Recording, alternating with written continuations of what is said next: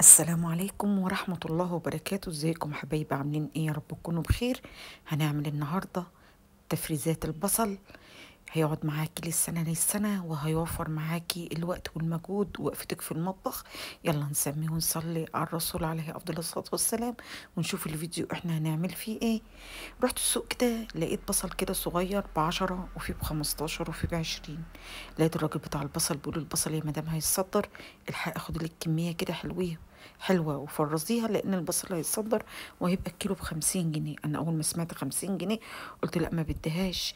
جبت 5 كيلو، وقلت كل ما أجي أروح السوق أجيب 2 في 2 كده. أهم حاجة البصلة جامدة وحلوة وكل حاجة. من عند الشراشيب بتاعتها دي لازم تتك عليها كده جامد. هي اهم حاجه، طالما هي جامده خلاص بقى زي الفل. البصل غسلته بقى وخليته زي الفل، وقطعته معاكم مكعبات صغيرة. طبعا الكبة الحمد لله انا صلحتها، كانت بايظه معايا وصلحتها، والراجل قال لي حاولي وانت بتحطي اي حاجه في الكبه تكون متقطعه تقطيعها صغيره، عشان الكبه بتبوظ لانك انت بتكبسيها جامد، ما تكبسهاش جامد. فانا بدات اخد البصل كده وقطعته مكعبات صغيره زي ما انت شايفه كده حضرتك، وبدات ان انا اعمل حبه حبه لان الكبه بتاعته صغيره. واهم حاجه ان البصل ما تعملهوش ناعم قوي، حاولي تعملي البصل يكون خشن عشان ما ينزلش معاكي ميه كتير. وبدات حبه حبه بقول لكم بصوا انا مقطعه البصل مكعبات صغيره زي على قد الكبه بتاعتي. انت بقى لو الكبه بتاعتك كبيره قطعي البصل كبير. بس اهم حاجه برضك ما تمليش الكبه قوي، يعني تكون نصها كده ولا ربعها، علشان يا دوبك كده ان الكبه تعرف تلف براحتها كده، ما تبقاش الكبه مكبوسه. بصوا انا بقول لكم البصل مقطعاه تقطيعه صغيره ازاي. هعمل معاكم بقى حبه حبه كده عشان ما اطولش الفيديو عليكم. واهم حاجه ان هيوفر عليكي مجهود ووقفه في المطبخ، مش كل ما تيجي تطبخي هتطلعي الكبه بتاعتك وتطبخي وتضربي في الكبه وتغسلي الكبه وكل شويه تعملي الكبه وتغسلي في الكبه. لا، انا هوفر عليك التعب والمجهود والوقفه دي كلها كده، وهنخزن معانا شويه تفريزات بصل هيقعد معاك للسنه للسنه. بصوا حبه حبه ازاي في الكبه، هوفر عليك المجهود والتعب. هتقوم على طول مطلعه من الفريزر على قد الطبخه بتاعتك. بصوا ما شاء الله دول 3 كيلو، دول 5 كيلو بصل. وقلت كل ما اجي اروح السوق كده هجيب 2 في 2 كده، واعمل كميات كبيره في الفريزر، بحيث اول ما البصل يغلى عندي ابدا اجر منه. انا كنت طول ما هو البصل برضك موجود في السوق ب10 او ب15 احاول ان انا اجيب برضك ايه اول باول كده واطبخ بيه، وهسيب اللي انا مخزناه ده في الفريزر. اول ما يغلي معايا هبدا اجر منه، يعني مش هجر من ده خالص. المهم يا حبايبي بدات ان انا اضربه معاكم كده في الكبه ضربه خشنه مش ناعمه عشان ما ينزلش معايا ميه كتير. وبدات ان انا اجيب اكياس تلاجة كده معايا وافرد معاكم كده تطلع منها الهواء اهم حاجه، ونبطط بقى معاكم الكيس بالمنظر ده. بس اهم حاجه ان المكعب بتاعك ما يكونش ولا تخين او ولا رقيق او ايوه بططي كده. اهم حاجه طلعي بس الهواء علشان يعني بقى في الفريزر ما يكونش فيه هوا عشان ما يبص معاكي. ايوه بدات ان انا ابطط كده في كيس التلاجة، ما شاء الله ولا حول ولا قوه الا بالله. وبططت كده وبقيت تفرد كده بقى كيس التلاجة كده، واساوي كده وافرد واساوي وافرد. وبظهر السكينه يا بنات بدات ان انا اعمل خط طويل كده، علامات كده طويله، بس السكينه ما تطولش للاخر عشان الكيس ما يتقطعش معاكي. هو بظهر السكينه بدات ان انا اعمل علامات كده على قد من اول الكيس لاخره كده، علامات زي المكعبات كده صغيره، بحيث ان انا لما اجي اعينه بقى في الفريزر الكيس ده واطلع منه اطلع مكعب مكعب، ما اطلعش بقى الكيس كله هدر منه والكيس كله يتكسر بقى معايا. لا انا بعمل بقى العلامه دي كده بالسكينه كده يا بنات علشان تبقى سهل معايا ان اول ما يجمد معايا اطلع مكعب اطلع مكعبين، حسب على قد الطبخه بقى وعلى قد ما انت ايدك بتاخد يعني بصل قد ايه في الطبيخ. في ناس بتحب البصل كتير في الطبيخ، وفي ناس ما بتحبش البصل كتير في الطبيخ. انا عن نفسي من النوع ان انا بحب البصل كتير في الطبيخ، اطلع مكعب اطلع مكعبين. عشان كده انا بعمل بظهر السكينه كده العلامه دي يا بنات، بحيث ان انا ايه منتهى السهوله لما تجمد بقى معايا اطلع مكعب ولا مكعبين.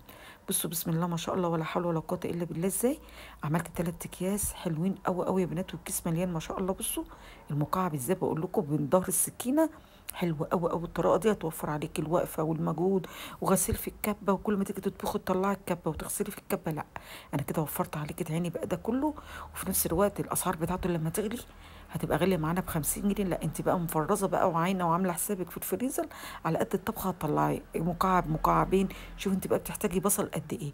بصوا يا بنات عمالة اعمل كام مرة كده بالسكينة بحيث ان هي السكينة ما توصلش الاخر عشان ما تقطعش معايا، وفي نفس الوقت بعمل كده على قد المكعب او مكعبين. وفي نفس الوقت عامله المكعب تخين يا بنات. انا مش عايزاه رقيق علشان يبقى محمل معايا في الطبيخ، واخد مكعب على قد ما انا هطبخ بالظبط. بصوا بقول لكم بسم الله ما شاء الله ولا حول ولا قوه الا بالله. طلعوا من 5 كيلو يا بنات 3 اكياس حلوين ما شاء الله، وكبار مش صغيرين. بقول لكم ما تنسوش اللايك واشتراك لو لسه ما اشتركتوش. طبعا ده 5 كيلو. طبعا انا رحت برضك تاني السوق الاسبوع اللي بعديه، وقلت برضك لسه البصل ب15 وب10 وب25. جبت برضك يا بنات من ابو 10 جنيه برضك سليم وكل حاجه، بس هو صغير بس، لكن هو سليم ولا بايظ ولا في اي حاجه. دول بقى ال3 اكياس يا بنات ان انا عملتهم معاكم من ال5 كيلو اهو. بصوا يا بنات المكعب كبير ازاي اهو، ما شاء الله ولا حول ولا قوه الا بالله. ال3 اكياس دول من 5 كيلو. بقيه الكميه بقى ان انا اوريها لكم دي كان في مره تانية، وجمدته بقى معاكم، وقلت بقى اوريكم بقى كل الكميه دي كده على بعضها. اخدت مني بصل قد ايه دول يا بنات؟ حوالي بالظبط 8 كيلو بصل. بسم الله ما شاء الله ولا حول ولا قوة إلا بالله. لو وصلت بقى لحد هنا بقى ما تنسيش اللايك والشير وسبسكرايب للقناة عشان يوصلك مني كل جديد. أجدع أخوات بحبكم في الله. اوعى تنسي التعليق الحلو بتاعك اللي هو بيشجعني أعمل معاكم فيديوهات جديدة. بصوا يا بنات أنا عاملة مكعب تخين ازاي. دول بسم الله ما شاء الله ولا حول ولا قوة إلا بالله، دول 8 كيلو يا بنات بصل.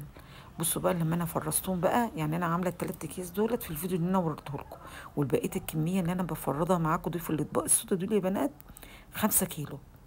يبقى الكمية دي كده يعني الكمية دي كده كلها يا بنات 10 كيلو بصل. جبت 5 في 5 يا بنات.